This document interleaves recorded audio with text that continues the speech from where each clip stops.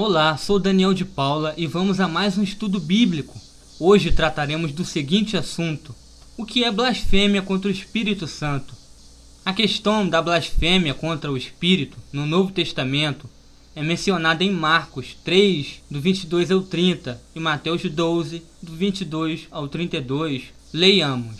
E os escribas que tinham descido de Jerusalém diziam: tem Beelzebu, e pelo príncipe dos demônios expulsa os demônios. E chamando-os a si, disse-lhes por parábolas: como pode Satanás expulsar Satanás?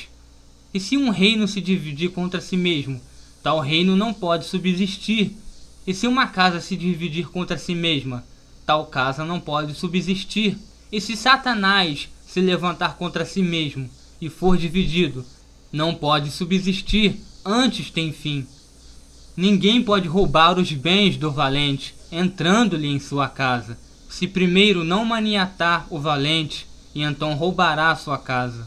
Na verdade vos digo que todos os pecados serão perdoados aos filhos dos homens, e toda a sorte de blasfêmias com que blasfemarem. Qualquer, porém, que blasfemar contra o Espírito Santo nunca obterá perdão, mas será réu do eterno juízo, porque diziam: tem espírito imundo. Agora Mateus 12, do 22 ao 32. Trouxeram-lhe então um endemoniado cego e mudo, e de tal modo o curou, que o cego e mudo falava e via. E toda a multidão se admirava e dizia: não é este o filho de Davi? Mas os fariseus, ouvindo isto, diziam: este não expulsa os demônios, senão por Beelzebu, príncipe dos demônios. Jesus, porém, conhecendo os seus pensamentos, disse-lhes: todo reino dividido contra si mesmo é devastado, e toda cidade ou casa dividida contra si mesma não subsistirá. E se Satanás expulsa a Satanás, está dividido contra si mesmo, como subsistirá, pois, o seu reino? E se eu expulso os demônios por Beelzebu, por quem os expulsam então vossos filhos? Portanto, eles mesmos serão os vossos juízes. Mas se eu expulso os demônios pelo Espírito de Deus, logo é chegado a vós o reino de Deus.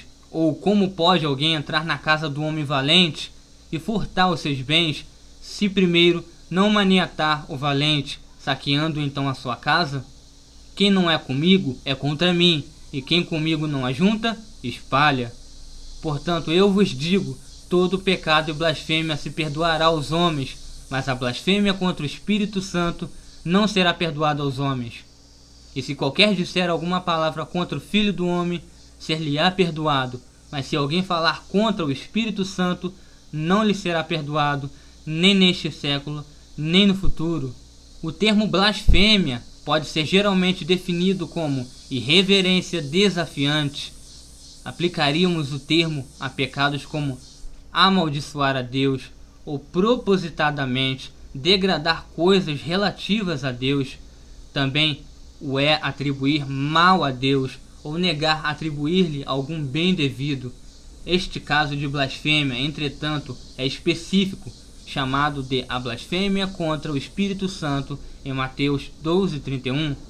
Portanto, eu vos digo, todo pecado e blasfêmia se perdoará aos homens, mas a blasfêmia contra o Espírito não será perdoada aos homens. Em Mateus 12:31 ou 32, os fariseus, tendo testemunhado provas irrefutáveis que Jesus fazia milagres no poder do Espírito Santo, afirmaram que, ao contrário, o Senhor estava possuído pelo demônio, o Beelzebu. Vejamos, em Mateus 12:24. Mas os fariseus, ouvindo isto, diziam: este não expulsa os demônios, senão por Beelzebu, príncipe dos demônios. Note que em Marcos 3:30, Jesus é muito específico a respeito do que exatamente eles fizeram para cometer a blasfêmia contra o Espírito Santo. Marcos 3:30. Porque diziam: tem espírito imundo. Esta blasfêmia tem a ver com alguém acusando Jesus Cristo de ser possuído por demônios, ao invés de estar cheio do Espírito. Há outras maneiras de blasfemar contra o Espírito Santo, mas esta foi a blasfêmia imperdoável. Como resultado, a blasfêmia contra o Espírito Santo não pode acontecer hoje. Jesus Cristo não está sobre a terra. mas assentado ao lado direito de Deus.